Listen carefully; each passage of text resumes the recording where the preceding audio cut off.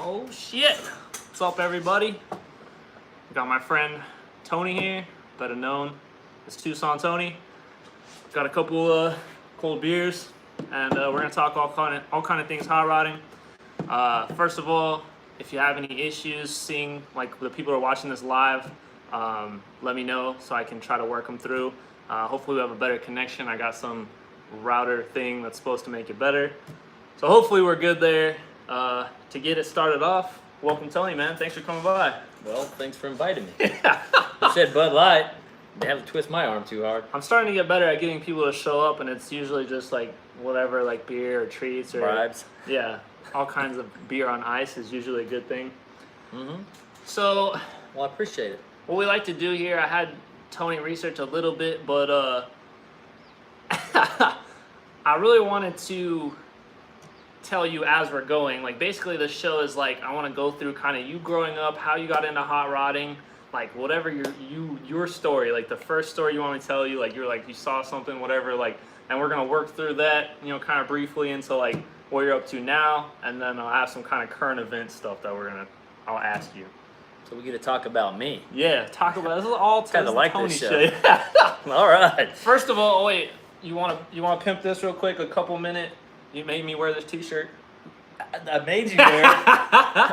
Outlaw Streetcar Class. It's a streetcar event that we do down here in Tucson. I'm all about the streetcar guys. Yeah, I've had cars that people say are race cars, but they're not really race cars. It's street cars, and that's who I'm all about. I'm about the streetcar guys. Streetcar guys on street tires, racing at the drag strip. That's what we Keep like. it off the street. I got my public safety message. All right, so Racing take me back to little Tony. What was the first thing that just you remember like turning on the hot rodder, or was it how did it go? Okay, well, my father retired from Ford with 30 years. So my uncle did 30 years at Ford also. So he told me, he says, when I was coming out of high school, I was looking at a 79 Z28. And he's like, yeah, you ain't parking that in my driveway. And I'm like, okay. So I ended up with a 73 Mustang 302 two-barrel. I tried to talk him into letting me buy the 70 Mach 1 down at the local Goodyear dealership, but he told me that thing had a knock in it. So, yeah, we can't buy that. It's about ready to blow up. So I ended up with a 70 Mustang Grande. So we would go out. This is when I was living in Indiana, and we would go out, and the guys would go street racing, and I would show up. I'd just ride out there and be a watcher. And this guy Dion Donahue, he had the '79 Trans Am, man, kicking everyone's ass. And then Troy Higgins shows up with this 340 4-barrel 6-pack Challenger. I mean, these cars were amazing. And you're just like, Dad, you screwed me hard. I didn't have nothing to compete with these guys, so I was just a cruiser dude, right? And so one day I was walking out of the McDonald's, and across the street there was this road that ran through our town called State Road 3. I see this Mustang pull out of the Becker Brothers parking lot, this grocery store, turns a corner. Next thing you know, this dude lays into it, and it was like a '79 Mustang Kia Coupe. Oh. And it had Trans Am tailpipes out the back. And man, this thing sounded good. Man, he ripped through the gears, hit second. And right then I was like, Dud. Mustang Coupe, I got to get one. Dud. So make a long story short, I ended up going off to the Army, joined the Army. And I told my dad, I says, I want a Mustang Coupe. And so I ended up going through basic training. I ended up going through my MOS training as a parachute rigger. And next thing you know, I end up with a 4-cylinder coupe. Dad says, yeah, you're not ready for that. I'll help you get this. So I financed a 4-cylinder coupe, and I put chrome wheels on it, put CB in it, thought I was cool. And but that was when I was a private. So I went through E1, E2, E3, and then I made E4. So then I was like, Dad, I got money now. I live in a barracks. I mean, I don't have no payments. So I ended up, my brother at the time was working as a car salesman at the Ford dealership. So I worked with him, and I special ordered a 1986 Mustang LX 5.0. and it ended up coming to $11,600. Now they had on the showroom floor, they had a Capri 5.0 with T-tops, fully loaded, but that was $14,000. I couldn't afford that. Too much. So I started off with the Mustang 5.0. What color? It was black, just like with a red pinstripe, just like the car I'm looking at right now. And it was a bad little ride, man. I went down, I took it back to Fayetteville, North Carolina, where I was at, and everyone thought I was a policeman. You know, I thought I was an undercover cop. You know, I had the windows tinted out. You have like the GI haircut, I'm sure, too, oh, yeah. right? Like the fade and your like glasses. I was 82nd Airborne. I was HUA all the way. And so we'd go cruising around. Next thing you know, we were GIs, and we started hanging out with civilians. And you know, that turned out to be a good thing because I started getting to know all the civilians in the town. And so I started growing up with civilians. So I was one of those guys from Fort Bragg in Fayetteville, North Carolina, that liked being there. Other than the GIs were like, fuck this shit, I'm getting the hell out of here, I'll never see this place again, blah, blah, blah. So, but Fayetteville, Fort Bragg, within a 100-mile radius, there's 10 drag strips. That's some big Mecca shit right there, man. There's a lot of car stuff around there. Yes, sir. Wednesday night, it was Test and Tune, which is Galat Motorsports now, Motorsports Park in Benson, North Carolina. Wednesday night was Fayetteville Motorsports Park. Thursday was Galat Motorsports Park, and that was on Thursday night, Test and Tunes. Friday, we'd go to Rockingham, Test and Tune. Saturday, well, we'd go out in the parking lot, and then we would set up street racing. Now, street racing back then is nothing like it is today. I think back then it was like show up at the parking lot, everyone kind of size each other up, and everyone like, you know, well, I know the guy across town, I know this guy, I know that guy, this guy's building this, and, you know, there was no internet back then, and so we would show up at the parking lot, and he just so happened to be there. So then we would like talk a little junk to each other. Next thing you know, we were headed out to Fort Bragg, out to where the telephone booths were, and then we would race out there. And that was our street racing. And then other guys would like come out there, and then they would like, well, I want to race you, and I want to race you. There was none of this like, let's do a chip draw, let's do cash days. None of that. That's not how it went down back in the day. Yeah. I mean, I think what's happened is, you know, the guy from Texas Limpy or whatever his name is, Cash Day King, whatever, and then the TV shows have brought it to what street racing is today. Because I've never been part of that chip draw or, you know, Cash Day. Anyway, but back then there was these two black guys. These guys had these 280ZXs, and they had the turbos in them. And you should have seen, these guys were something else, man. They're like you and your turbo projects. They went to Home Depot, and they called it dial-a-boost, and they'd turn that turbos up. They get one run, maybe 2 runs out of them, and they'd blow an axle out. They would break something. But Z's never blow axles out. Yeah, well, anyway, that was like cutting-edge technology back then. But so I had that '86 Mustang, and we'd go out and we'd race the Camaros. Camaros didn't have nothing for us. Then Buick Regal Grand National showed up. That was '87. There's someone watching right now who broke me with turbos. He had a Grand National. Yeah. Oh my God. I feel like so many people who are turbo people, right? The first ride that broke them was in a national. You can always remember. I was like, "This is fucking rad!" Like, well, you know, okay. So, then I took my '86, and then I drove it up to Indianapolis, where my father lived at, to visit one weekend, and the transmission went out of it. And it was back then. It was going to take forever to get a T5 transmission. And I was like, oh, woe is me, what do I do, what do I do? Well, there was this blue GT sitting on the showroom floor.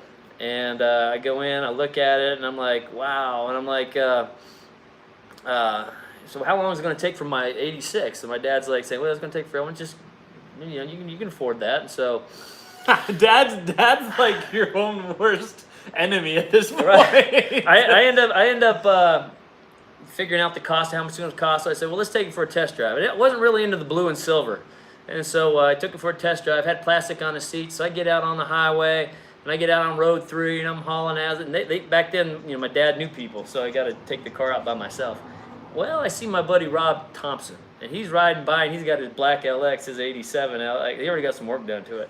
I'm like acting like a madman, like trying to chase him down. He's like, who is this guy? And he's like, oh, what are you doing? I said, hey, man, I'm test driving. Let's hit it one time. And so on the test drive, which is my car now, old blue, we hit it, and I got my ass whooped. I was sitting here hitting second gear, sliding around in the plastic seats, and it didn't work out too well. So that's when I ended up buying Old Blue in '88, and I've been working on that car ever since. Why do we choose the ones that hurt us so bad? Like, she immediately hurt you, and you still kept coming back. You know what? I didn't even like the color of that car, man. I tell you what, here recent, well, not about I don't know, 4 or 5 years ago, a guy says, I wanted him. I bought a new hood. And I said, hey, I wanted you to paint the hood, and then I also want to get the lower part of it painted because I just it was starting to turn yellow. Yeah. And so he paints the hood, and then he says, yeah, we're almost done. I said, well, I'm gonna come down there and look at it tomorrow. He says, yeah, come on over. So I come over, and I walk in. I'm like, what's going on here? He's like, he looked at me. He goes, I thought this would like make it pop, and I go, because I had a blue stripe on it. He put that red stripe on, and I was like, ain't gonna work. I kind of like it. Does it work? Yeah, so that's what I have on it today. I haven't seen it yet. I have the on my Old Blue, the silver, blue, dark blue, and it has a red stripe on it. And yeah, and I was like, that'll work. Yeah, you've seen my car. I seen your car. Did it always have that stripe?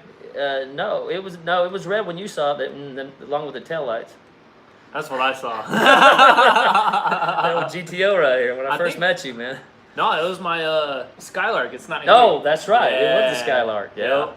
That was a badass car, dude. When you first showed up on the scene, I was like, I like this kid, man. This kid's all right. Yeah, because you weren't a shit talker. You came in, you were humble about it all, and you were just like, you're there to learn, and you're like, they make friends, and that's what it's all about. Yeah. Yeah. I think some people think I'm a little cocky, but I don't know. Maybe I am. I don't know. Do you win? Well, not all the time, but yeah. There's one guy in Arizona that is we're 2-1, but he gave you the beans. Yeah, he but gave me the nitrous. You can count like people on your hands that are giving you then that's like okay. Well, I can count on my hand how much money I won. Yeah, I can name names too, but we won't go there. And people hate me even more, but no. So you're in North Carolina. Yep, North Carolina. How long were you stationed there? Well, I got there in 1985, September of '85. I did 7.5 years in the 82nd Airborne Division. I deployed, went to Desert Storm with them, and then I got a letter in distribution asking me to come try out for a special unit, and I was like, what the hell is this all about? Am I in trouble? That's your first thought when you're in the military, like, am I in trouble? Yeah, and so life was good. I mean, I thought I was going to be in 82nd my whole career. I was going to be the first sergeant, formations, PT, hooah, all the way, And then this unit came calling, and I went, I tried out, and I got accepted. So I just call it the Army Special Operations Command. I ended up 16 years in the Army Special Operations Command. Dude. They told me, said, you're going to jump from airplanes. And I said, well, I already jumped from airplanes. No, you're going to jump from really high airplanes. Yeah. And I'm like, so... like Halo? Yeah. I became I was a parachute rigger by trade, and I became a military free fall instructor. I became a military free fall instructor evaluator, teaching instructors how to become instructors. Hell yeah. I became a military tandem master. I became a military tandem master instructor and evaluator. And I even became a course director, teaching the guys, like, running courses out there. Oh, hell yeah. Yeah, and so... does it cross, like, once they started getting into the joint stuff, sorry, this isn't car related, but it's super interesting. When they started getting into more of the joint operations, were you training other, yes. Other, like, I was training... combat controllers, like... Combat controllers, yeah. Navy SEALs, Army Special Operations Command guys, yeah. So if you don't know what Halo jump is, YouTube that shit, because it's pretty badass. Yeah, we got to do some crazy stuff. Had a good time. So I retired in 2008, and then there was a training facility out here in Tucson, and so I ended up applying for the assistant facility manager job out here. I ended up getting hired, and ended up spending 10 years out here, and decided that drag racing is my passion, and I did 33 years in government, and let's just step out of this role, and yeah, so now life is good. Yeah, life is very good. A lot of cool things are happening to me right now. I want to hear a couple more stories from. So like you get blue. Yeah. The 86 LX, the black car, goes back to the dealer, right? Well, yeah, and the guy in the back, a mechanic in the back saw its value. He ended up souping it all up, and then he ended up crashing it into a house. So it like got destroyed. So at least like now your ex is like dead. Like so you don't have to. Yeah. No, Yep. it's not anywhere. So now you have blue. Yep. And you start going down that path. Was that an auto car from the get go, or was it a stick? No, I'm a big 5-speed guy. Okay. I mean, 5-speed's where it's at. I mean, people would come to me and say, "Hey, Tony, I want you to race my car. I want you," because they knew I was pretty good at it. I mean, either you're good or you're not. And I was pretty good at it. I still got an 86 with a 5-speed. Love that car. It's my time capsule. But I think I'll end up maybe even putting they got that T56 out there I could sure use in that. Stop trying to steal my stuff, man. It looks it's a nice transmission. So what was like the first thing that like big change with blue, and like how did it occur? Well, to be honest with you, I was the man back in the day in Fayetteville. They knew me. They knew me. I had a license plate that said Ford Freak, and what I did in 1989. Well, I got a roll cage because I got the $150 S&W or whatever package deal roll cage. I had a guy weld it in for me, and I put weld wheels on it. Hell yeah! And You were the man. I was the man. You were the man. You had the Fox body weld wheels, and so then we ended up putting nitrous on the car. Hell yeah! And so we would drive it to the track, have our little 8.5-inch. Back then there were M&H Race Master little slicks, 8-inch slicks, and we'd have our jack to have. We would have our the slicks and the nitrous, and then we would show up, jack it up, put the slicks on, and we'd race these guys down in a place called Lumberton, Pembroke area. And we also took beer with us that we bought from the Class 6 store. And this was a dry county in Robertson County, North Carolina. I don't know, it was on a Sunday, so we'd sell that beer and that would pay for our trip. We were known as the GIs. We just showed up there and we raced and we had a good time. And that was at a little track called 710. You were trying to, what do they call that when you're supposed to like meander like with the civilians and like make good with everybody? Yeah. What do they call that? I can't remember. Someone's gonna comment it, hopefully. I'm not sure, but so this track was 710. It was in Pembroke, North Carolina. $5 to get in, $5 to race. You show up. And I'm telling you what, man, this was a redneck track. We would sit on the back of our tailgates, and our feet would be on the cable that went from like telephone pole to telephone pole, and right there was the track. So these guys would come right by like, you and be like, "Hold "Whoa, on, Jimmy!" Like he's like, right." So you would go up to the starting line, you do your burnout, and dude, you would hit about 10 dudes in there. Almost hit about 10 dudes. They're all around your car. I got $1 on this one. They would be like a big crowd, like you see like in the like Street the TV Outlaws. shows, Yeah, I mean, no, it was for real. And they had a red light and they had a green light. And then you took off, it was like, boom, green light, you just took off and you got down to the end of the track and you got to slam your brakes on. Well, there was a little indie boy that would come out in the middle of the track and he would point and let everybody know which lane won.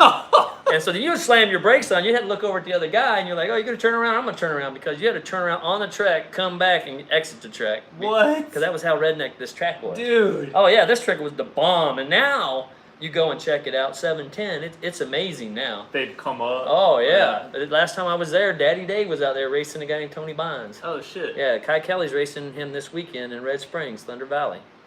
Dang. Oh, yeah. I'm going to tell you what, North Carolina, Arizona just has no clue what kind of drag racing that goes on out there. It's hard to, we were talking about it. We'll have to get into that. But yeah, it's sad. Only 2 drag strips here, man. So, was Blue a 351 swap eventually? Oh, or? so what I did with Old Blue was a guy named Junior McGirt down at Lumberton Ford. See, Lumberton Ford had a guy named Kenny Holcomb, and if any of you Fox Body guys know, there was a guy named Kenny Holcomb that worked down there, and he was the parts manager at Lumberton Ford. And then he had a sister named Jeannie Holcomb that was smoking hot little blonde. Anyway, I used to go down there, and I was definitely That's checking why you're out trying Jeannie. to get your car fast, Yeah, dude. but that's where I bought my very first GT40 intake. I had my credit card, GI, and I bought my first GT40 intake. And then I ended up buying a set of Texas Turbo monster headers from a guy named Gene Deputy that did turbo stuff out of Texas. And so this was all the cutting edge stuff back in the day. We would, we would go down to Fun Ford weekends down in Commerce, Georgia. That's where Mike Murillo started out, and he was like the big dog back then. Yeah. And I would go down there and I look at a class called Street Stock. So I'd go down there, and these guys was coming across the nation from different states, and I'm like, oh, look at these guys. There's no power steering in here. Hey, there's no air conditioner here. The smog pumps off. So they had taken all this stuff off. So then I was like, oh. So I went home and I started, I'm like you. I mean, they're taking this stuff. Rich, I don't need this. I don't need this. And next thing you know, I'm going faster than all my buddies. And then Junior McGirt, Lumberton Ford, hey, Tony, you want to make that thing go fast? I go, yeah. He says, come on back here. I'll show you something. And he introduced me to them 69 351 Windsor heads. Yeah, yep, and they were so we put in one. They were like the bigger valves, and that makes it like he 10 to 1, doesn't it? And check it out, the mighty B cam. So we put those heads on there, and we put the B cam in it, and we put that GT40 intake on there, and put those Texas Monster headers on there, and got a center force clutch was new back then, and we put it together. And let me tell you something, dude, ain't nobody was touching me back then.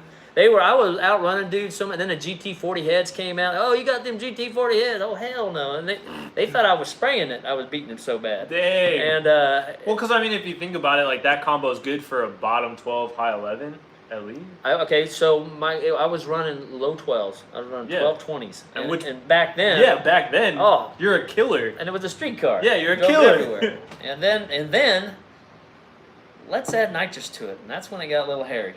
And so I put the nitrous in it. Next thing you know, I put a 150 shot, 175 shot. Anyway, I got it down in Galat up in Benson. I ran 1120s with it. And that was hauling ass back then. Dude, bro. hell yeah. Oh, well, okay, and in all fairness, I'm one that likes to preach this. This is just a total like asterisk on what you said, but like 1120s is a quick car. But shit is outrageous today. Oh, yeah. 1120s is a joke. I run 11.1 in this thing, and everyone's like, "You're an idiot." I'm like, "Yeah, I know. It could go faster. I don't know what I'm doing." But like, I won 11.1, right? And you're like, "That felt pretty good." Like, yeah, It's just shit. Well, you know, Mustang came from the factory back then with 225 horsepower. I know I have one, and it's dog shit. From the factory. But we thought we were hauling ass. Yeah, but when we would go to the Fun Ford weekends, the guy Gene Deputy was there with his turbo machine. He like had the first turbo Mustang. Oh my God! So he was like in the 7s, and everyone was like, "Oh my God!" But then you know, turbo technology started picking up, and it's crazy now. The tuning capabilities. I feel like everything really points back to the ability to see what's happening, and this is totally off subject compared to your story, but like the ability to understand what's going on in the cylinder. To understand like temperatures and how they affect different things, how fuels are affecting different things, like all that is just so fucking sick to me. Like it's so cool. Well, okay, so I remember when the super chips started coming in. Yeah. We were like, no, man, turn the timing up about 12 degrees, put your little cold thermostat in there, you're fine. You don't need that crap. You know, E4, that thing will be just fine. But yeah, tuning is real. It's definitely real. Super legit, man. All right, so you started Pump and Blew Up. Yeah, I started Pump and Blew Up. I had the 351 Windsor heads, and then and so we were kicking ass, and then the day came. Me and my buddy Charlie Franks decided, hey, let's me and you. There's a guy named Mark Biddle on Panhandle Performance. Dude, you remember names so good. Well, this guy here hooked me up. That's what makes makes my car so fast. Is this guy, Panama City, Florida. We seen an article in Muscle Mustangs and Fast Forwards. I have every issue up until 2006. I have every issue they ever came out with. Even the IROC. I remember the IROC Z Taillight Spotter's Guide issue. Oh yeah, it was funny. But anyway. So we go down and we gave this guy Mark Biddle a call. We said, hey, we're up here in Fayetteville, North Carolina, and we'd like to buy 2 331s. So if we buy 331s, you give us a package deal. And he's like, oh yeah. So he worked with us. Well, then I ran into a little trouble in life, and so I wasn't able to buy mine. So I had to go a different route. Kind of went through divorce, and some things changed in my life. I was married at the time, and so my buddy bought it. He went out and, oh my God, he put that in a convertible 94, and he was breaking rear end. He broke the transmission. He put a new rear end, broke it, and this motor was just badass. Well, I worked my divorce out, and everything happened. Then finally he got to the point, he goes, Tony, I says, he says, I don't need this motor anymore. You want to buy it? I want you to have first dibs at it. I go, yeah. So I ended up buying it. So you got it back for a discounted Well, rate. I got the 331, so I stuck it in old blue, and then yeah, that's when it came to life. And I had 331, and I had the nitrous in it, and Still a stick? huh? Still a stick at that time? Well, no, we ended up putting a C4. Okay. Once I put the 331 in, it came. It was around 2008. That's when I was getting ready to retire.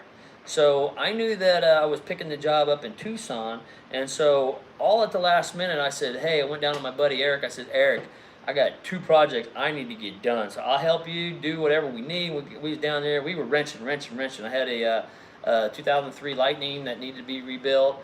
Threw a rod through that, so we ended up putting a JDM motor in that, and that was 1,000 horsepower capable long block. And so I ran out of money, so we just put a stock blower on that, and ended up moving all my stuff out here to Tucson. So I took that Lightning pickup truck. I had a trailer, I had my Hayabusa on the back of it, moved it out here. I had a Corvette at the time, a C5, and moved it out here. And then I got this big giant Penske truck, stuck a little Fox body inside of it, which was a project car. Yeah, Philip Barentine has that right now, or maybe Andy Holloman does. I don't know where it's at, but I brought it out here, and that was my going to be my little like drag racing car. But and then I had Old Blue on the back of it. And right before we left, my buddy says, "Tony, I got a present for you. I got it done." And so we went. He had just finished tuning Old Blue, so we took it out to Thunder Valley, where Kai Kelly's going this weekend, and the Blue had 331, had the C4 in it, and it had some suspension work done to it. And what did it bust off? I think it busted off a in the 8th mile. We went it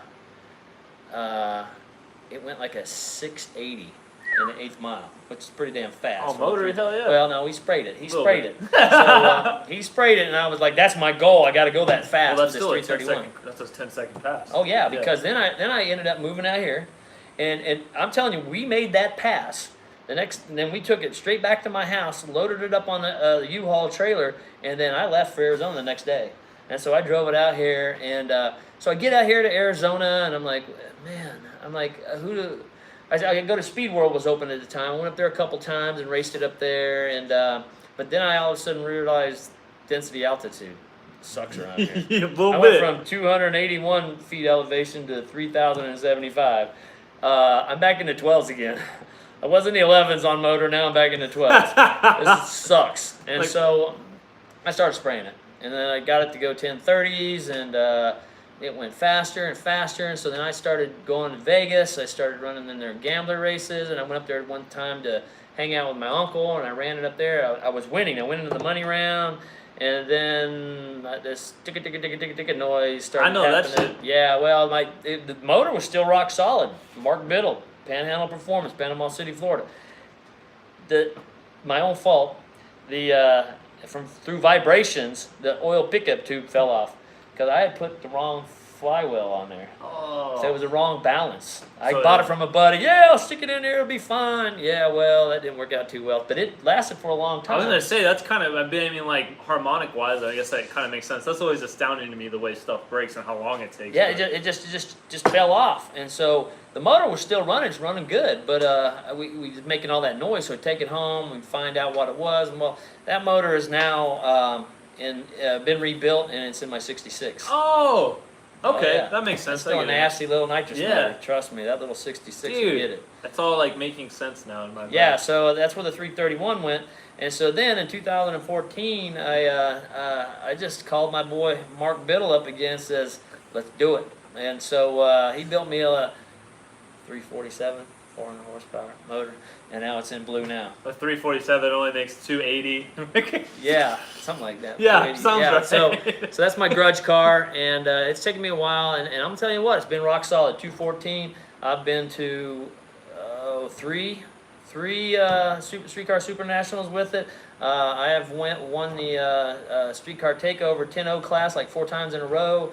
I have drag raced the hell out of that car, street raced it here in Arizona. I've been to both drag strips. I've been all over Damn. that car, and it's still, I got a conservative tune. Yeah. Every now and then, when I raced a guy up in Phoenix not too long ago for $1,000, well, that's when you turn it up a little bit, and that was only 80%. So that's when it's kind of important. Like, you take someone like me. I always think about this. Like, I have my hands in way too many projects in reality. I've been thinking about that a lot. Side project, side note. But you take a guy and you kind of focus him down onto one thing. Like, you have blue and you have other stuff, but like blue's like your shit. Yeah. And you spent good money with a MFer who knows what he's doing, right. and you got a solid motor right. that performs every day, right. and you just take care of it, right. and it gives you what you want. Yeah, and that's the thing. A lot of guys, they want to send it. I'm sending it. Okay, well, that's going to cost you. Yeah. You turn the turbo up, you put in a lot of nitrous, you got to know what you're working with. So this is a good, solid motor combo. It's proven. I got the performance automatic transmission. I got a Neil Chance torque converter in it. Ooh. And these are all solid pieces. I mean, it's not super expensive either. Everyone thinks, oh, you got all this money into it. I mean, to be honest with you, I think I got 15 grand in the motor, transmission, converter, and some of the suspension parts. Yeah. And that's it. Well, you did it once, right? Like, you didn't buy the lesser converter. Nope. Get it together. You see too much slip. The converter guy's like, you have to upgrade, and then you pull it back out, and then now there's like a month gone, and then you spend another $1,500 on the converter. You know what I mean? That's when like even though a lot of the stuff I do is very like budget minded, like I build kind of like, I would argue like magazine type person is like, you know what I mean, like how magazine articles are like, will this work? I don't know, like, this is stupid, but I'm doing it. Right. But like my smart brain is like, when I build something that's purpose driven, you know, and you want it to perform, like, yeah, you do that. You pony up. You call PTC or Neil Chance and say, yeah, this is what I'm doing. I'm not really like worried about the invoice. You know what I mean? Like, that's not the point. The point is I want it to fucking do what I want it to do. And you pony up. You know what I mean? You pay. Like, you gotta pay to play a little bit. You know what I mean? Oh yeah. And another thing is, you go to if you want to build a Ford motor, you go to a proven Ford builder guy. You don't go to a Chevy guy and say, I want to get a Ford motor built here. Or you don't go to a Ford guy and say, I want a Chevy motor. You go to a proven. That's what I did. I went to this guy, Mark Biddle. He is solid Ford. He bleeds blue. Yeah. That's what he does, and I have not had a problem one. I mean, the car has been rock solid, and I would definitely recommend him and go back there again. I agree completely. I think there's only one. There's always the exception to the rule. I think the only exception to that rule, and this is interesting if you're watching this and you have Instagram, go look him up. I really like the guy from my interactions with him. His name's Nate, and he goes by Steel Dust Machine. Yeah. On Instagram. But anyways, they have the shop in Cali, and like I said, he's the exception to the rule. But this dude, he's like, I think he was like an engineer, and he builds motors. This Nate Z unit?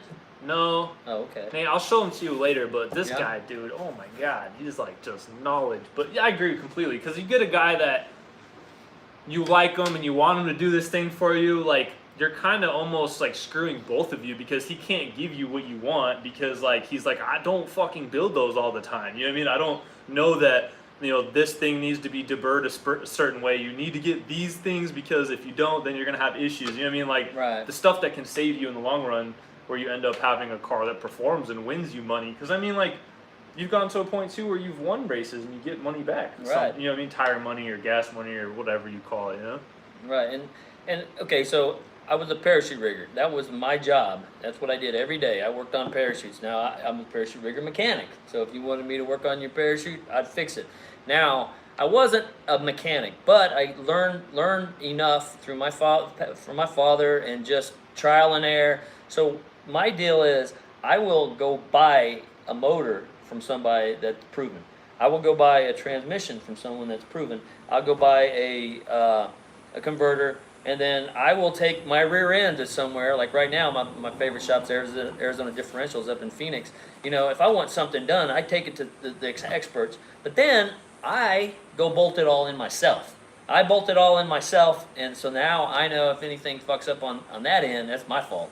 But as far as the motor, transmission, I have someone to go back and say, hey, what's going on here? But you know what? I haven't had those problems. My car's been rock solid, and it's just, keeps hurting feelings, man. Yeah, man, that's great, and I think that's perfect because like everybody has their way of thinking about it. Right. No matter what, you have like people that'll like argue that like they'll only buy like a turnkey car, you know, Right. like or whatever, like all the way to the person that like takes 6 years to build the car because he has to do every single thing to it, and you're Right. like, well, that's kind of cool, but like, let's go racing. Right. Like, Yeah, and now my life has changed a little bit. I always used to be that. I want to be that fastest guy. I want to be that fastest guy. Well, I go to an Arizona no prep event. Okay, I show up. It was the first one they ever had, and I thought, well, I'm going to come in here. Old Blue's fast enough. I'll be okay. So what classes do they have to offer me? They had big tire and small tire. Well, I'm a small tire, so I got in the small tire class. Paid $200 to enter. Next thing you know, I get in, and these are supposed to be street cars, registered and insured. That's what I was told, license plates, and that's what I kind of understood. Well, I get out there, and yeah, I tree this guy that was next to me, but then he went by me like a speeding bullet. I'm like, whoa, what's up with this? This is a full race car, you know?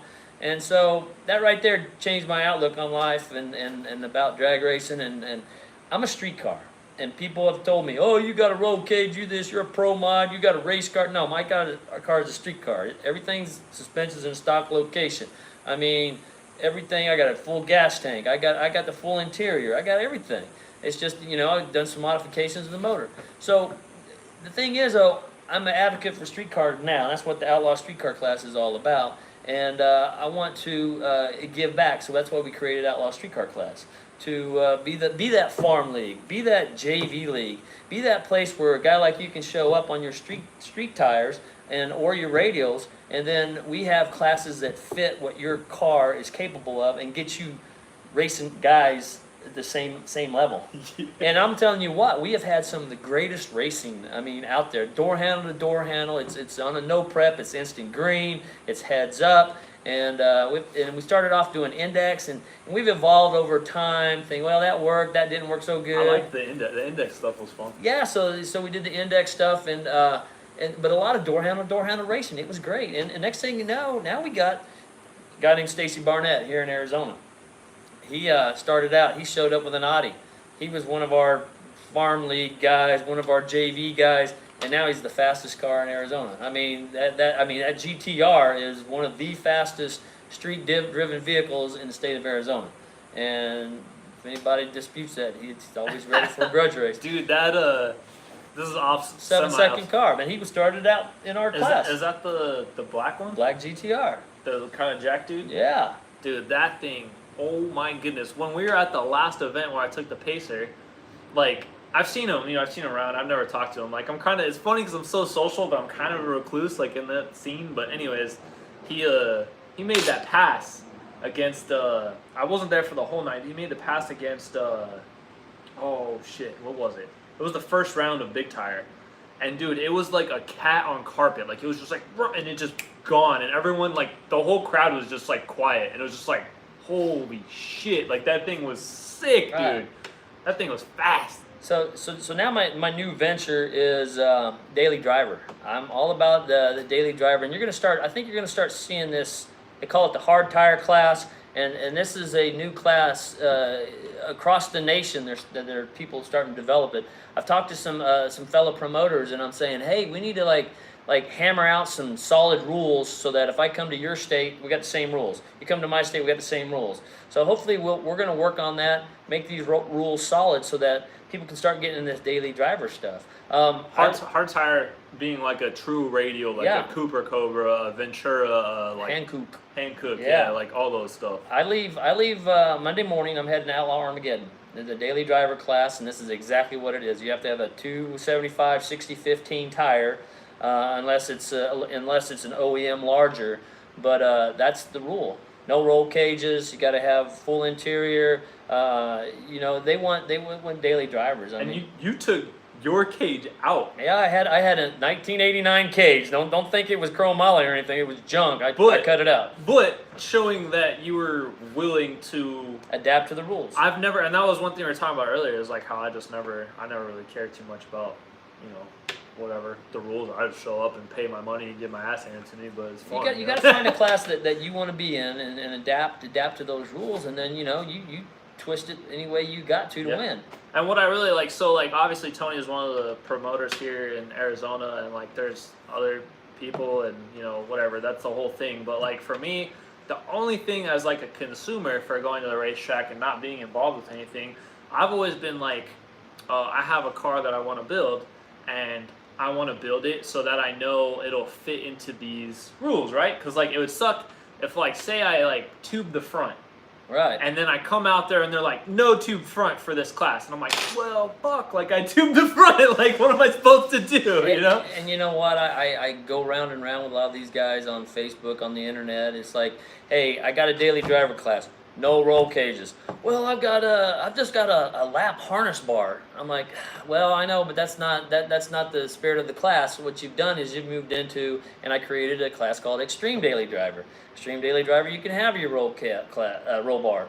You can have your harness bar. You can have your turbo sticking out of the hood like that Pacer over there. I would you never can do have that. You can have the DOT radios. That's your Extreme Daily Driver, because you know what? You took that Pacer.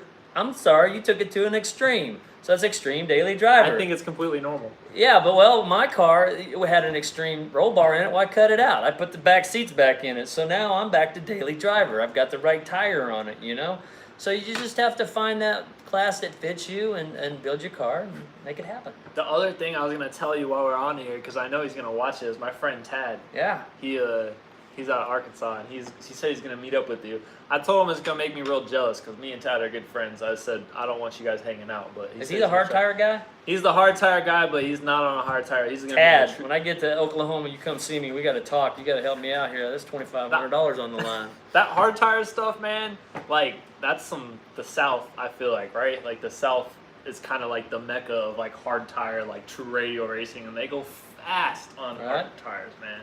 And one of the big things, I was talking to my better half, my fiance, since she was grabbing another one. I'm apparently just going for it. I don't know. I'm having a good old time. All right. Well, I was talking to my fiance, and this daily driver stuff. It's fun, but some things have been happening in my life that have. I told her, I said, babe, in order to do what I'm doing, I feel I got to lead by example. Now, that's why I'm promoting daily driver classes, and I want to be that guy. I want to have that experience. I want to have more experience than anybody I can. So the thing that's given me the experience, though, is I'm excited to tell you, is that I work for Street Outlaws. I work for Discovery Channel, Pilgrim, and all that, and I am the daily driver tech guy.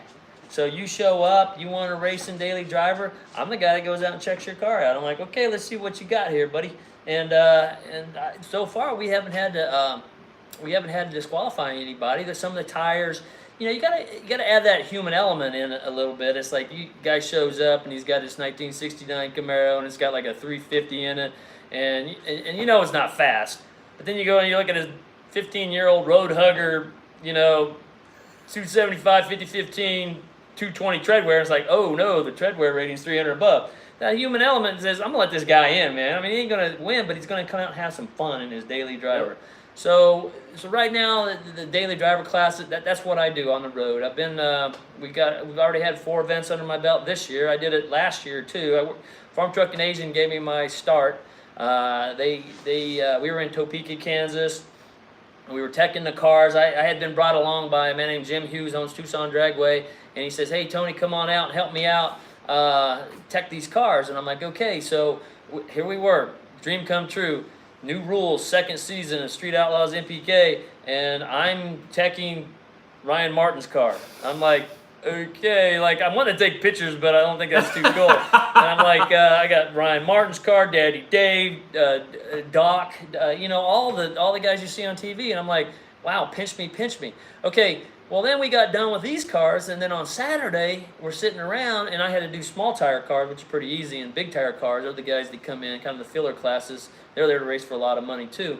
But then there was the Farm Truck and Asian Daily Driver class. You see all these dudes hanging out, got these super cool cars, and they're all standing around like, well, what do we do? What are we doing? And I'm like, what are we doing with these guys? Well, somebody's got to tech them, and Farm Truck and Asian weren't there, so I said, come on, guys, let me check out your cars.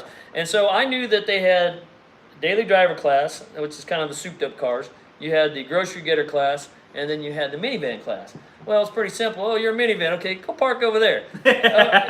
This looks like a Nissan Frontier. Yeah, I'd say it's a grocery getter. Park over there. And then the next thing you know, the hot rod comes in. I said, well, you meet the rules. Go park over there. Well, I did this for about an hour, and I got all these people piling up over here. We got a lot of cars coming. Next thing you know, Farm Truck and Asia show up. And they're like, who did this?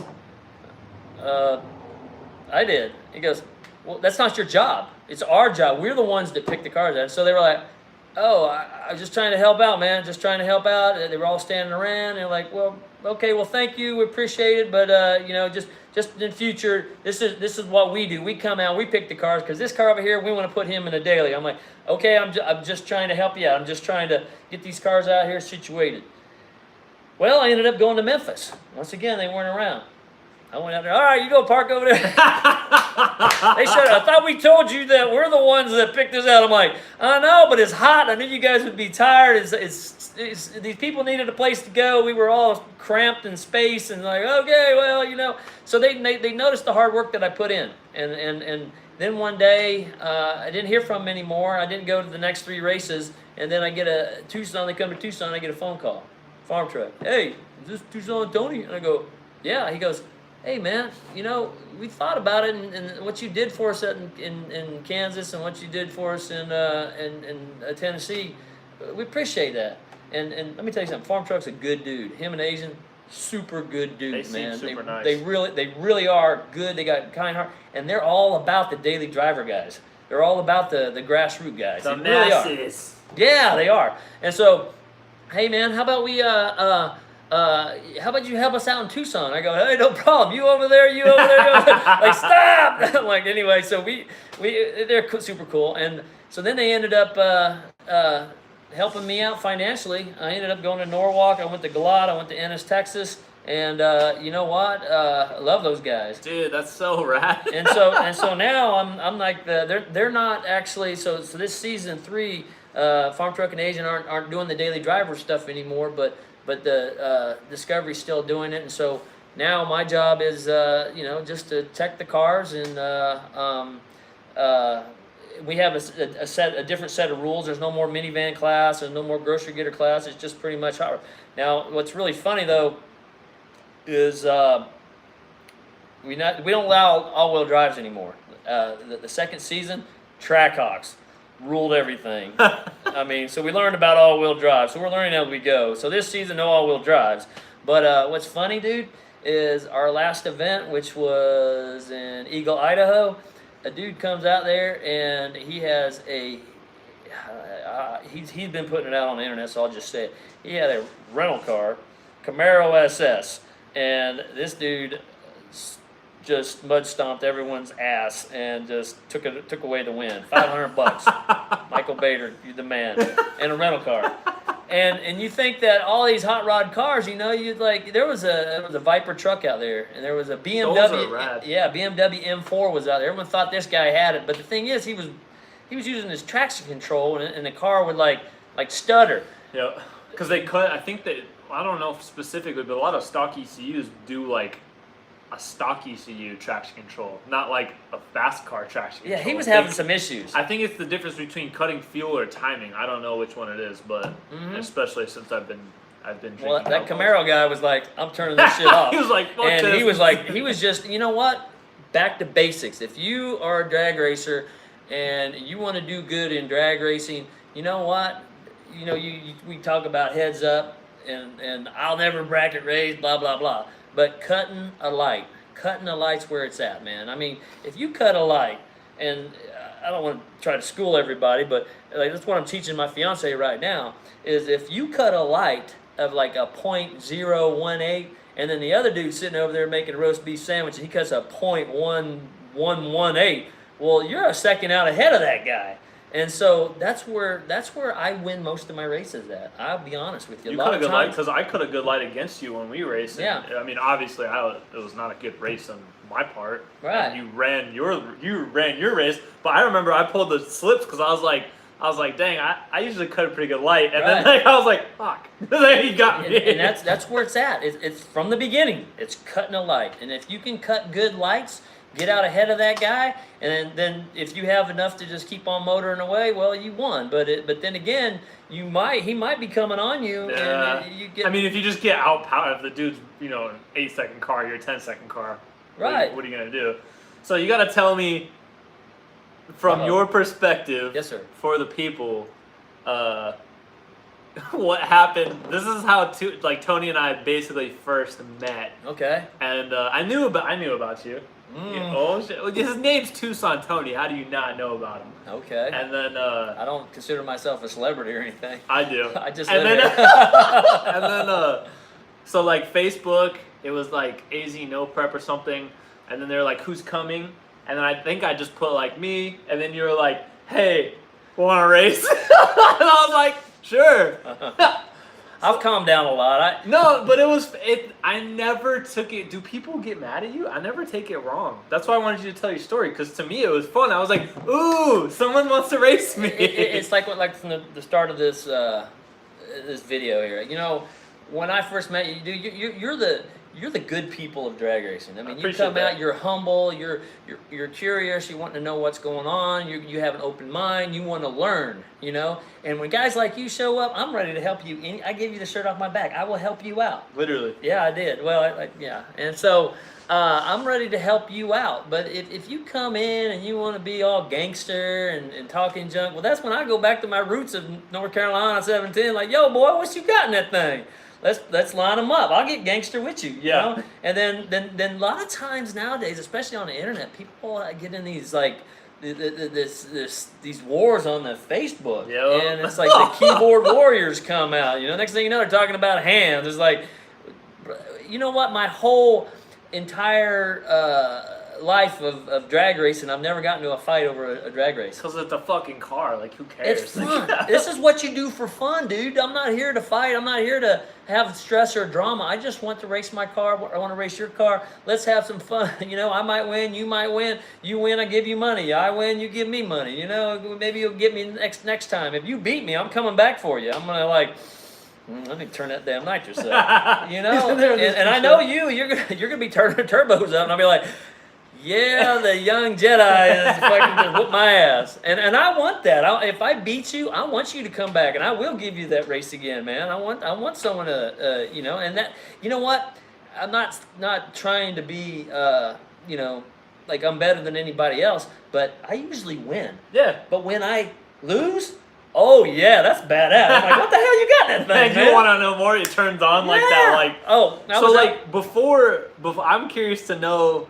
Now that we become buddies, like beforehand, were you thinking that I was like a play at first? Were you like, this dude's playing me, like, or some shit because I was nice?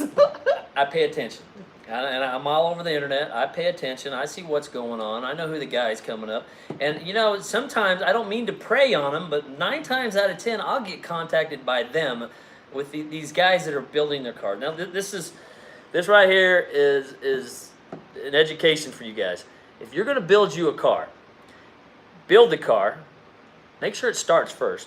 Then make sure that it runs. You got the timing, you got the turbos figured out, you got the air pressure. Go out secretly, go out and do test heads. Get you some test heads. Figure out what your number is. I just ran a 580. Oh, I just ran a 570. Now you're hauling ass. Now once you figure out that you're hauling ass, then you come and talk shit to me. Yeah, don't come out here and then, okay, my car is like... oh, you're going to have my car done tomorrow? Oh, hey, Tucson Tony, I want to race you. Don't call me out and say you want to race me when your car's like just coming out of the shop. Don't this feels specific. Yeah, because you're going to lose. Because I want to say, $1,000, let's do it. I am definitely going to take you on right there. And I've had a couple of guys do that. And they learned their lessons. And they're cool about it. But make with sure me you're... though. With me though. Well, you showed up, but I heard about you. What? Okay. Yeah. Like some retard stuck in... I was like, damn, that little Buick's badass. But he ain't got nothing for blue. I have nitrous on standby for you. But I knew you was out there, and then you were like, I said, hey man, you want to race? And he said, yeah, you want to go for some money? I think what I get $150. Sorry. I didn't. Well, I feel bad now, man, because I know who you are now. I was like, well, the other thing was like, I told Katie, like, it was funny because, like, and it makes me feel like such a teddy bear, but I am. And, like, I was like, oh Yeah, my see, God. now I feel bad. I was want to give you I'm racing $100. for money. This is my first race for money. Yay. Oh, And then, man, I feel bad. And then that was, at the time, it was funny because, like, it's hilarious to me because everyone always has an excuse. And that, And you had no excuse. You paid me your money and you drove on it. Next thing you know, I'm shook hands. I'm like, dude, whatever you need, whatever we can do for you. I hope to see you out here again. yeah, You're the kind of guy. That's. we had fun. Oh yeah. I didn't say shit. Hey, that Yeah. was fucking fun. So what happened? I know you're gonna laugh. I don't know if I don't think I would have still. Were you said motor? Were you on motor? Yeah. Okay. So like, I at the time I had raced the previous race, and what happened was so like the crank sensor connector, like the female portion of it was basically like wallered out. So like Right. the tolerance was bad. So like it was intermittently getting a like no crank signal. Right. So like it took me forever to figure out because it was like so new to me. Like ep5 was, I mean, really going fast. Everything was new to me, and it sounded like it was hitting the rev limiter. Like it'd go like brab, brab, brab, brab, and then like it'd break up, but it'd run great like when it wasn't breaking up. Right. And I had worked. Yeah, that car was putting some passes down. Yeah, I worked it down to like where it went. I went 1120 at like 124 on like a. Like 16 or 17 pounds, and I was like, sweet, this thing should make like 20, 22, and I should be in the 10s, no problem, like, you know, whatever. So I was really happy, and I ended up changing a bunch of stuff, and then when we went out to race again, it was the same harness, so I didn't realize like what the issue was. I was like, oh, the problem's probably fixed. So we go out to race.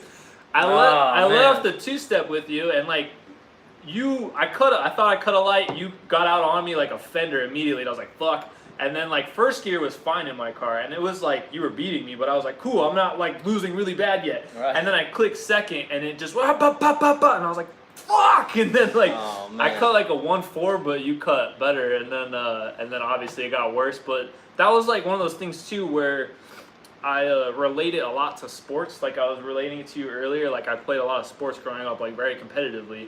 But what was interesting about coming up in sports for me is like I was always pretty good. I was like definitely a leader, someone that did well, but I didn't play D1. I wasn't huge, you know, I was like pretty fast, wasn't the fastest. And I think that taught me so What position much. you play? I played a lot of sports, but I mean like Oh, you play football? I played football, and I played football, basketball, and volleyball. Yeah. Volleyball was by far the funnest. That's a whole different story. Oh yeah. But yeah, I mean, I ran like a 4.5 40. Like I was Damn, like son. 195 pounds. Like I did okay. Right. But I wasn't. So like that, but that teaches you things. Oh yeah. And so like when it comes to stuff like this, it's something I'm so enamored by, like going fast and all that. And like, if that was my sole purpose, was to go out there and race, like I wouldn't have 10 cars. I wouldn't be doing, you know what I mean? I would only be doing that. But like when I went out there with an open mind. It was fun. It was like going to the casino. You know what I mean? That's how I told her. That's what I told her. I was like, it's like 100. I was like, this is gonna be so much fun. Yeah. I had so much adrenaline, and then Right. like, you know, I went over there and like, I walked away and I was like, this dude probably thinks I'm insane, because everyone that's ever handed you money was probably like, God damn it, my fucking this and the. I was like, look at my time slip. And I remember you had your time slip like in your hand, and you were like I don't fucking, like, you're happy. You was like, I ain't fucking showing you my slip. And then I showed you, I was like, look, and then you're like I could see you're kind of like, I don't get this guy, man. Like, what the fuck's the matter with this? You know dude? what? You are what this sport's all about. You know, you had a good time. You came out. You had fun. You know, you didn't hold no grudges about it. You know, but like I said, I'm always hanging out. You can always come race me again. Dude, I'm gonna, Let's and I'm do gonna it. hopefully bring something that's like competitive for once in my life. You know what? And that's what's funny is like just the Outlaw Streetcar Club, what we talked about earlier, man. You know, you come out, you see. It's just like me showing up in Atlanta and looking at like the Fun 4 weekend cars and go, look at that, look at that. So you come to the drag strip and you learn. You see other combos. You meet other people that have combos about you. Like LS Swap the World, turbos. Well, now you can come, you can talk to Richie Ham over here. He's got freaking LS Swap, you know, Pacers and GTOs. We won't talk. That's the top secret squirrel car there, so I'm not going to talk about that. But the thing is, you know, that's where you learn. Yep. And those are the people you're going to learn from. Yep. And so you got to come to the drag strip, you know, and Have fun. yeah, and And here's another thing, man. You know, I grew up street racing. I street raced all my life. But let me tell you something. I lost my license quite a few times. I was sitting on the bleachers quite a few times. And my insurance went freaking through the roof. Yeah, I got caught. So I'm an advocate of keeping it at the track. Yeah. I mean, I made I gave a handshake to Jim Hughes. I said, hey, listen, I'm not going to street race anymore, and I've got to abide by that. But you know, street racing is dangerous. It's dangerous, and you know, there's no medical professionals out there to help you if you get trapped in that car or catches on fire. You know, so I'm just throwing that out there. Yeah. So come to the track, support your local, your streetcar events, and you know, and participate. Yeah. I think that's pretty. I mean, for an example too, I'm someone that like, I think I'm a really interesting example of a car guy because like Katie always laughs because like she calls me the most hardcore rule follower she's ever met. Yeah. But like I'll go test my car because to me that's that's okay. That's right? like right, and in my head I'm like that's like some gray area where like I have to make sure it's not going lean before I go to the track or whatever, which is like sometimes I feel like an ass, but like I've besides like maybe a couple roll races. Like I've never like dead strop middle of nowhere like street race because like I don't know. I guess I am kind of a goody good. I don't know. Well, okay, I'm not Mr. Goody. Now check it out. If I'm out and let's say I'm riding in DD's Corvette and dude wants to pull up next to me, we're probably going to do something about it. But as far as the going out and street racing, you know, if you're going to do it, go out in the desert. Go somewhere where ain't no one going to be around. That stuff I'm seeing on the internet nowadays. That shit doesn't bother me at all. When they have cash days out in the middle of nowhere, I'm like, I don't have a problem with that. But don't do. You know what's blowing me away is these roll racing in Phoenix on the 202 and 101, and they're going past people driving in a minivan. I'm like, did you just see that car? I'm like, yeah. She's got a newborn. Don't do that. The only thing that bothers me, I wouldn't say I guess bothers me, the only thing that worries me, because I'm a worrier, is like, I've had a lot of like, I think I'm the way I am because I've had a lot of traumatic injuries in my life. And like, I'm the person that's like, I don't want to be in the middle of the desert and put it on its lid. Right. And like, my fucking like neck is like bleeding and I'm like, help. And like, that's how I die. Like, you're fuck fucked, that. dude. Yeah, you're fucked. Fuck that. I'm not dying like that, dude. Take it to the track. Come me out. Have fun. Meet guys like Richie, me. You know, we'll take your money. He will. You'll learn a lesson. You know, we had a guy show up. Prime example. God, what's his name? Brady Perry. He showed up a Mazda 6. And when he showed up, he said, "Yeah, I want to run in the daily driver class." I'm like, "Okay." And I'm not gonna laugh at this guy. I'm gonna like check the dude out. You know what? The hatchback one? No, he didn't. It was a Mazda 6, 4-cylinder. Three is the one that's... I think Mazda 6 or Mazda 3. Anyway, it is slow. But, Brady, I love you, dude. Thank you for coming out. He's all about it. He's fired up. He's been to 2 events now, man. But he's loving it. He's learning. He's getting the lingo down. This is something that he's been wanting to do. And you know what? This guy is all right. That's farm league, man. He's just one Fox body away from being fast. Next thing you know, he might have a pacer. Dude, Pacers are the new Fox button. No, they're not. I'm gonna tell you what, man. Okay, so when I grew up, one of my best friend's dad had a Gremlin. He had the Levi edition Gremlin. It had the Levi, like the Levi buttons, and it had the Levi.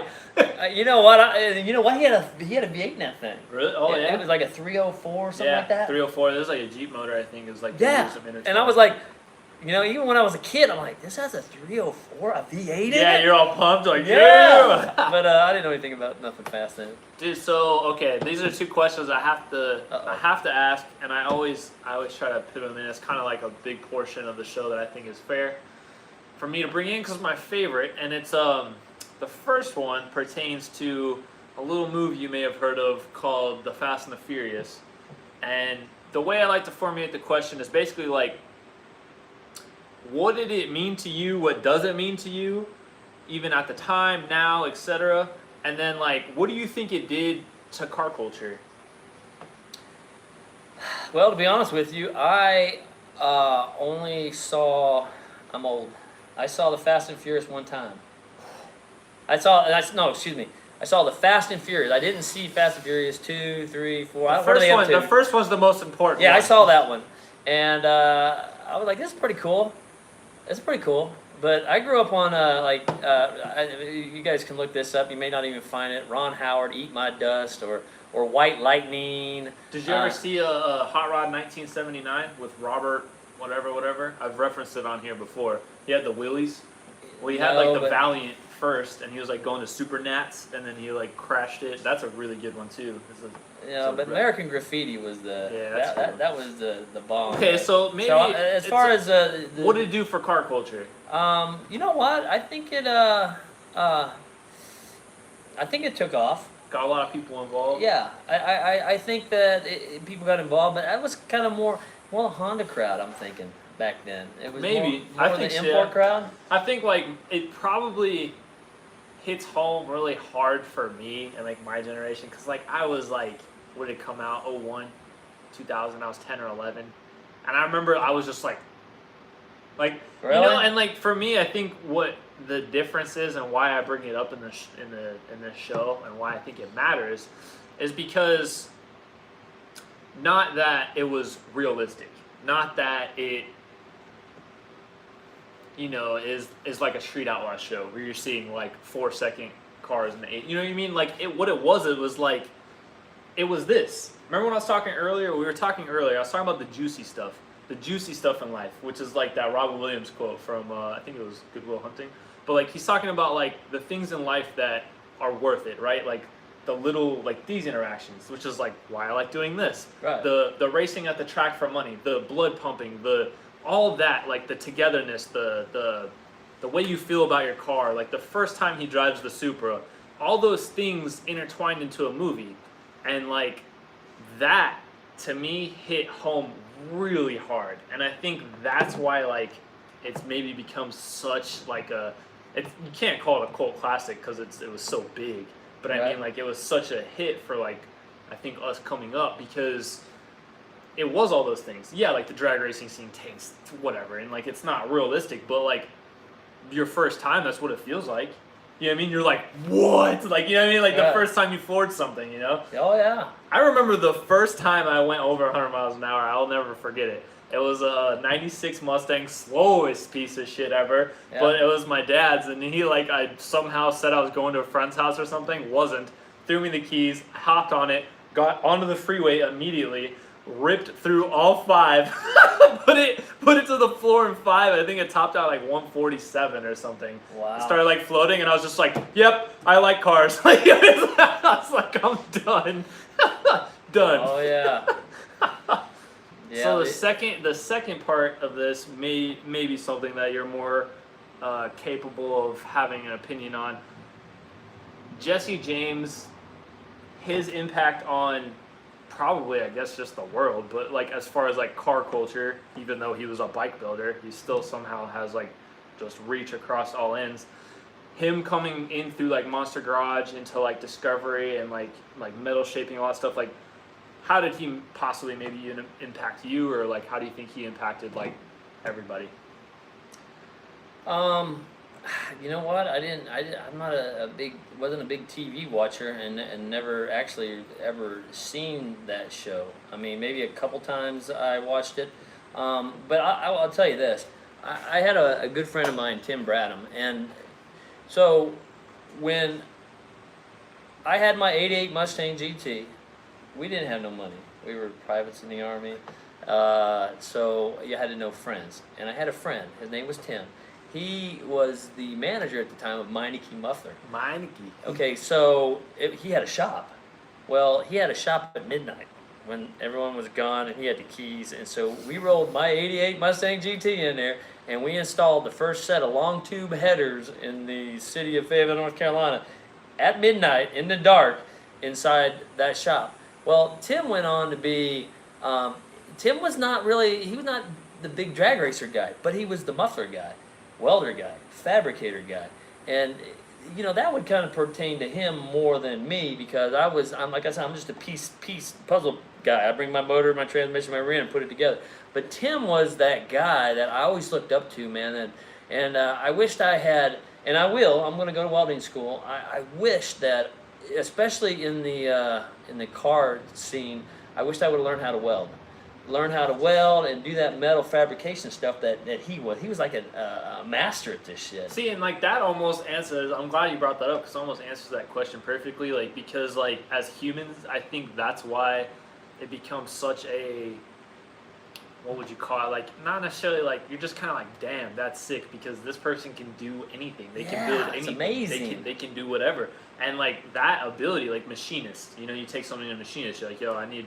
Is this gonna? And then they like mill off $5. Like, oh shit, it fits. You know what I mean? Like that is like something that'll never be anything more than fascinating if you don't know how to do it. And then once you know how to do it, you feel like you can fix anything. You know what I mean? You're like right. But you know what's crazy about it? It's like his lane was fabricating metal, cutting, and doing the welding and building these works of art. And but he wasn't into drag racing. I mean, he could build whatever he wanted to. He could come out and probably chop our heads off, but he didn't do that. He did it to make a living, and then he went home at night. Yeah. And he wasn't like me, wanting to be out on the streets, going as fast as I can. He would show up out on the streets, but he wasn't. It's like you have these different people that add to the sport. You know, you have these tuner guys. It's like we were talking about tuning. Like that's it. Yeah, that's all they do. That guy tunes, but where's his car at? Yep, he don't care. Yeah, he don't do it. And then you have this fabricator, welder guy, and like Micah Prudhomme down south, and then Tim up here at 1320 Industries. These guys build cages. They build race cars. And Tim has a fast Courier, and Micah has a project, but they're not out racing. They're building other people's stuff for them. Sharpening the sword. You know, yeah. Like they're getting better at their trade. But so that's kind of I think what this that Jesse James did. And what does Jesse James drive? He has a hot. Well, is he still married to DeJoria, the tequila girl? Oh yeah, I don't know. She one now. Her and him making a team combo. I mean, that's pretty badass. Team Dude, right there. one day I need to have that dude on this show and ask him the question to him. That's I think become a goal of mine. Yeah. Maybe have him on this. Probably not here because he probably won't want to come into my shop and sweat ass and. You never drink. know, man. keep doing what you're doing, man. You're doing. This is your game. This is your thing, man. Gotta stay positive. Dude, that's crazy, man. Yeah, so like, okay, so what? Now you're saying that you're gonna go out to Outlaw Armageddon. You're gonna race Old Blue, right? I leave Monday. I've been busting my. I came in here. I had to change shirts. I've been in this 106 degree heat all throughout the day. Been busting my ass, getting the motorhome ready, getting the trailer ready, getting the cars loaded up. And I leave Monday. Head on out. I'm gonna try to be there Wednesday when they open the gates. Thursday we get a test session. Dee Dee's flying in Friday. She's going to come out and help me out, and then I'm going to race, qualify. It's kind of crazy. It's like flashlight start. You do 3 races, and according to your ranking, like if you win 3, then you move on to the finals, or not in the finals, but the eliminations. Shit. If you lose 2 and only win 1, well, you're probably out. I don't know how it all works. Wow. Yeah, so I want to get in. I want a few passes. Yeah, well, you're gonna get to go out and you're gonna do testing on Thursday. So I'm definitely gonna take advantage of the testing, and then I go into the qualifying 1 and 2, and if I win those 2, then I win 3, then I'm in the big show, and I guess that's because they have so many cars there. This is gonna be a huge event. Isn't the True Street one that Tad's racing? Isn't that like you have to take like the car on a drive? You have to go on like the True Street. Because see, those are getting like the daily drivers. They can look at them. They can go, yeah, these are daily drivers.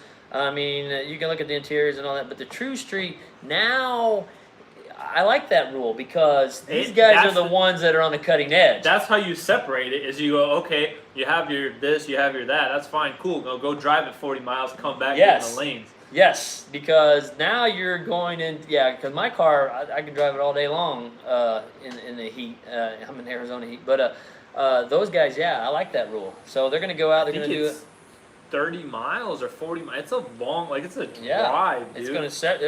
Some of those guys, you know, that overheating this, or I should have done this, I should have done that. If you don't know, these are 1,500 wheel horsepower cars. Like these are not a fucking joke. Right. So they're gonna put them to the test, make them go for a ride. Dude, that gets me so pumped up. I want to do all that. Well, you know what? Come on out. It's not this weekend, but next weekend. Fly on out, man. You got to come and check out these events. I'm telling you, it's just like I saw what was going on in Commerce, Georgia, Fun for a Weekend. I said, I'm going. And I went down there, and you know what? It changed my life. Yep. I'm like, man, this is how you go fast. You hang out with the people who go fast. That was that event. I can't remember the name of it. I was telling you about it earlier, and then I got to see some friends that I had known from the internet that were there. And dude, oh my God, the cars are just They're insane, so man. fast. Oh. Like it wasn't like every car, like every round was just like killing it. I don't know, it was just intense, dude. Like compared to like you said, like here you're like there's some fast shit, but that's not like deep out the back door with them just knocking down fours or you know what I mean? Oh, it's I'm crazy. gonna tell you what, Outlaw Armageddon, you better be in the fours, in the big tire, small tire, even in the True Street. I think you better be in the fours. True Street fours definitely. Now, fives. a daily driver, we're not gonna be in the fives with that tire, and you know, it ain't gonna happen. If someone goes in the fives in a daily driver, well, guess what? You win. That's pretty fast on a trail. That's ridiculous. Yeah. So I'm not even to be honest with you, I'm not even gonna spray. I went out and did some test hits, and my car it's pretty fast on motor, really fast on motor, and I give it just too much pedal and it just starts hazing the tires. And so I've got a plan though. You gotta have a plan, and I'm not concerned. I feel like you always have a plan. I got a plan. I did 5 hits yesterday in 103-degree temperatures, and I'm gonna probably hit it again maybe tomorrow. Go out and do another 5 hits. Do the radio guys? Do you guys have to do a drive around? No, but I'm all for it if they want to. So like I don't know what you can talk about or what you can't talk about, but like as far as like meeting like Farm Truck and Asian and all those guys, like. Do you have any of like your favorite stories or whatever from that time period of when you're able to do that? That was last year, right? Right. You know, it was work. Oh God, it was like those guys worked their asses off. Yeah, I'm and, sure. Farm Truck and Asian. Oh yeah, because they're out there. They get there around 8 o'clock in the morning. I'm there around 6 in the morning, getting everybody. You know. These daily driver dudes are ready to go. They are at the front gate. They're ready to go. Dude, we're starting at 6 p.m. I mean, man. there's some rabid fans, man. They come out like this lady showed up in a track hawk. All of her family had neon green shirts, and grandma in a track hawk. She went to the semifinal, or she went to the finals. Yeah, she lost because that traction control she had a hesitation and a Mustang beat her. But some of these guys are rabid fans, right? Well, Farm Truck and Asian, they'll get there, and dude, they'll be there from like 8 in the morning, and they'll be in front of the cameras. They'll be out there with the mic. They'll get the crowd fired up, and those guys got so much energy. You ain't got no time to eat. I don't get a chance to eat. They don't eat. We're just you just got to pound water, get through the night, and then every night they were at their trailer signing every last autograph until the last person got signed, got a picture. They were there the whole time. Damn. Oh yeah, man. That's dedication. That's work, dude. And my hat's off to those guys. Damn. Yeah. I know. I had like just like anything. I follow like on Instagram. I follow Asian like whatever, and I'd follow them. It's been a while, and so like. I don't know if you know, like Instagram, like people like fake follow you back or like follow you to get you to follow them, and then they'll unfollow. Just I'm not an Instagram guy. Stupid shit, right? Man. Stupid shit. And so it had been years, so it wasn't that. Like I'd probably been following for like 2 years, and then one day, like dude, like Asian followed me, and I was like, yeah, like what the fuck? And then like I was like, damn, that's pretty cool. And I messaged him, and I was like, hey man, like that's pretty fucking cool. Like, and then he was just like. He messaged right back. He was like, thanks, man. No problem. I was like, fuck, you're cool. You know what? He's that real guy that you can go to the track, and it's just like you showing up. I meet you, a humble dude. That's the same way he is. He just wants to come out, have fun. And Farm Truck, he don't have no social media. Nothing. He's not into it. Smart man. Yeah, and I mean, he probably still got a flip phone, but he does text now. Asian, you know, he keeps on. He knows what's going on. And he keeps up on everything. He knows what's going on. So someone asked, what's the website for the Outlaw Street deal? Like the Outlaw Streetcar Class, maybe? Yeah, go to Facebook page, the Outlaw Streetcar Class, and yeah, jump on and you know, yeah, hopefully we got some exciting times coming up in the daily driver classes. I've been to SEMA the last 2 years. I'm gonna go again, and each time I get a new direction of what I want to do when I go there, what I want to accomplish. I should say, and Barrett Jackson was an eye opener last year. Really? Because those are two events I wouldn't. What? I'm kind of curious. Okay, so I go to Barrett Jackson. I roll up in there. I go to the Dodge department, and you got all these like, oh, there's the new Red Eye. Oh, there's the new 1320 package. The Scat Pack this, Hellcat Demon this, and Red Eye blah blah blah. And I'm like, and I'm sitting here going as a promoter, I'm like, who is the marketer here? So I see one of these like salesman guys, and I said, hey, who can I talk to about maybe some sponsorships or something like that? You know, about maybe getting you guys on board to come out and help the local street scene. And, oh well, here's a marketer guy over here. So I met this guy, and he's from Dodge, and I said, hey man, so you got some fast cars here. I mean, this is a 707 horsepower missile. That wait a second, you're selling to consumers on the street. Do you know what they're doing with those cars? They're street racing them. I can show you videos right now of them out on Loop 101, 202, blowing the doors off of Chevys and Mustangs, and they're just as guilty too. But you are putting these meat missiles out on the highways, so I think you should take a little bit of responsibility for that.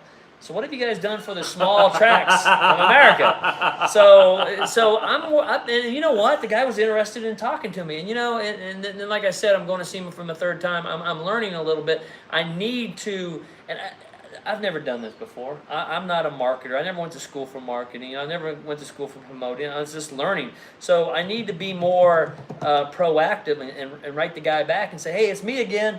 It's like hit him up. How do we get Dodge, who builds these badass cars, Ford, who build their badass, Mustangs, and Chevy, and building all these, and LS. You're LS in the world right now, dude. So shouldn't you guys come on board and help the small tracks across America promote the racing at the tracks? Yeah.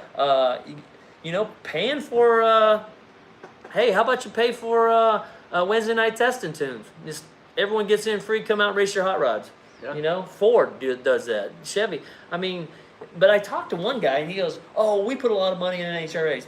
Dude, NHRA, those guys got a lot of money. We're talking about the consumers that are actually buying your cars, going out, hitting the street, putting some slicks on, and coming out to the track. I mean, I don't know. I don't know where I'm going with this. I kind of, I'm still learning, but that would be awesome if the manufacturers would come out and support their products. Yeah, on board. And then maybe make purses for people like in our class, like, hey, give me $10,000 to spread the wealth to these kids that are racing your products. Yeah. And do it at the track. What's interesting too is Dodge is obviously a supporter of like Motor Trend and Roadkill. I don't know if you're familiar with like the Roadkill show, and that show seems to like using our track a lot. Yeah. I don't know. I mean, it could be something. Oh yeah, Roadkill's a big event down in Tucson Dragway. Yeah, man, that's pretty rad. That's why I'm kind of keeping this car. I haven't talked about it much, but that's why I've been keeping the Pacer kind of the way it is because if they do the hoopty car thing again, oh yeah, you're ready. I'll be ready. You're that guy.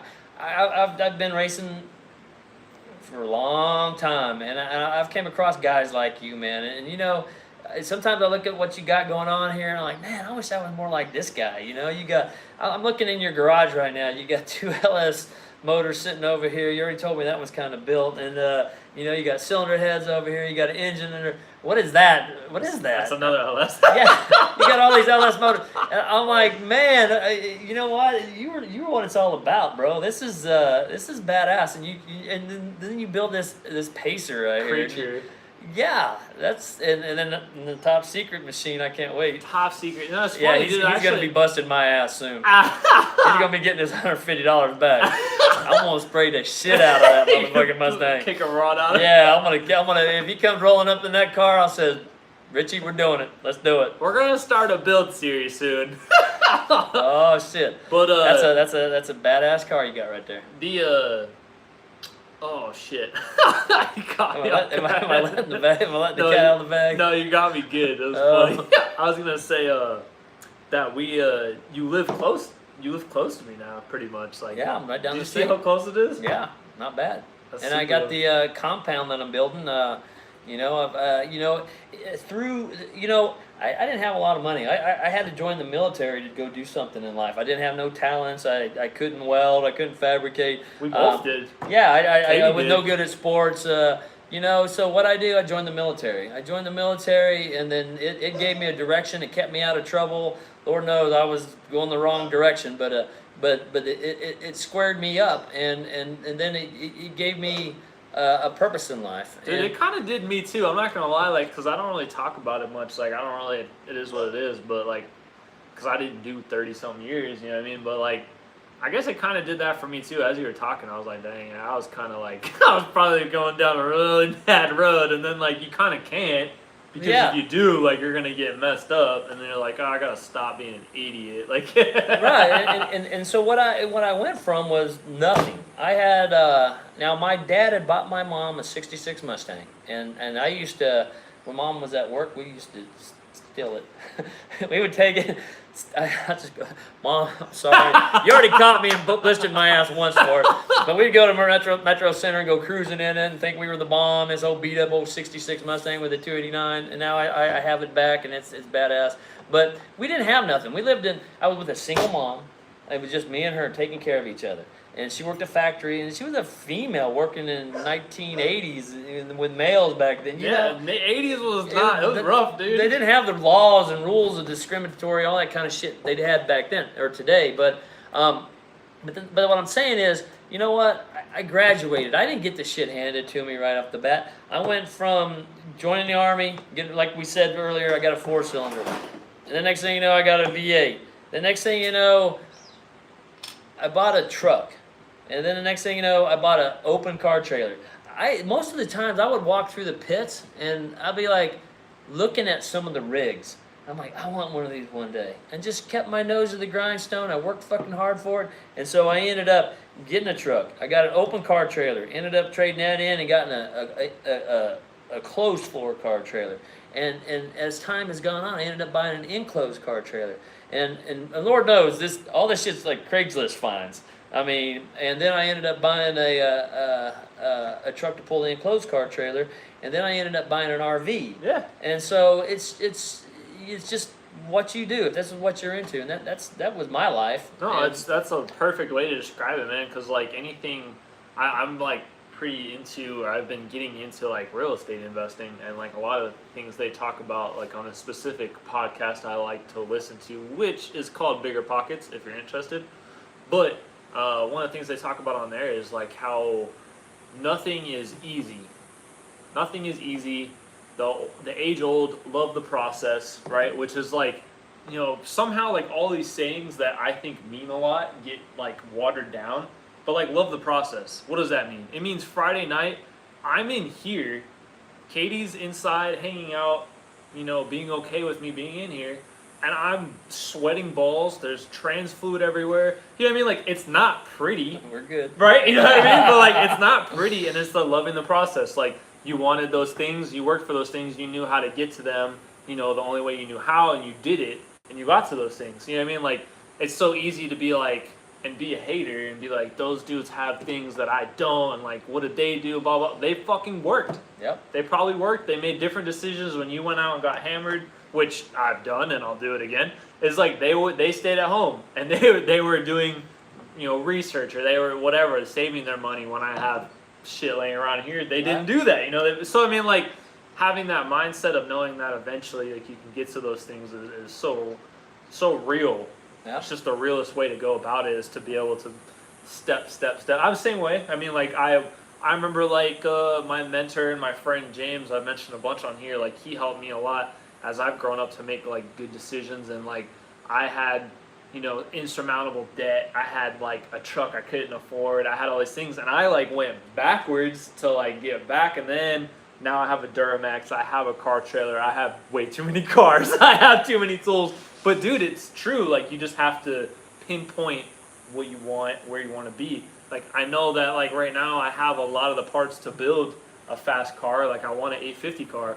I have to be patient, and that's okay, because impatience is what fucks your life up, dude. Wait. You say you want an 850 car? Well, yeah. Okay, well then we're still on there. Well, 850 if your legal. goal is just 850, well then maybe old Blue's still in the game. 850 legal. Well, at that point it's just like run what you brung.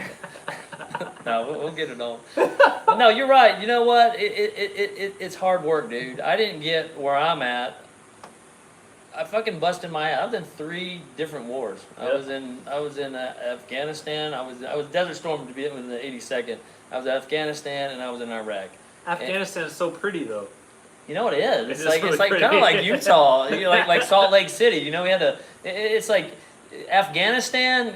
I could totally see that as like a ski resort town, Dude, man. it's fucking kind of Yeah, nice, man. landmine skiing. Yeah, just gotta dip and dive. When I flew out of Bagram, and Yeah. like how it's like really pretty. I mean, like I think like we're in our heads like because of It's everything. kind of like a it's high desert, Yeah. but it's the mountains are full of snow. Yeah, it's gorgeous. super green. It's just sad that them people, you know. I think it's all about education. I don't know. I ain't got the answers. Goes to into that, a whole but- nother realm, doesn't it? Yeah, that's a whole nother. We could talk about stuff, but yeah, and then Iraq though. I didn't have to say not a whole lot of.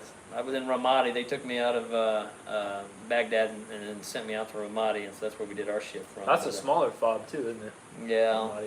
The smaller the fob, the more badass the person. So just in case your friends are talking to you and telling you stories, if you've never heard of the fob, Well, this was way back in the day. you know what I'm talking about Yeah. though? Like some people like We were talk like- about say something, I'm like, I never heard of that, and they're like, mm-hmm. You're like, Yeah. oh, okay. But you know what? That's in the past. You know, I appreciate you inviting me out and coming Yeah, and man. talking on your, you know, what you got going on here with YouTube and reaching out to the car guys. And you know what? I'm a car guy. Dude, keeping it alive, man. Keeping Yeah. the hot rodding alive. Yeah. That's what it's all about. No matter what you're doing, get out there, do it, have fun, bring your family along. If you don't, that's okay too. Do it by yourself, whatever. But just Yeah. have fun, man. Throw wrenches to something. Go fast. Have a blast. Thanks, Tony, man. I appreciate it. Richie, it was a good time, bro. We're going to drink more, though. Don't worry. Sensuous. You got another one in there? Yeah, hell yeah.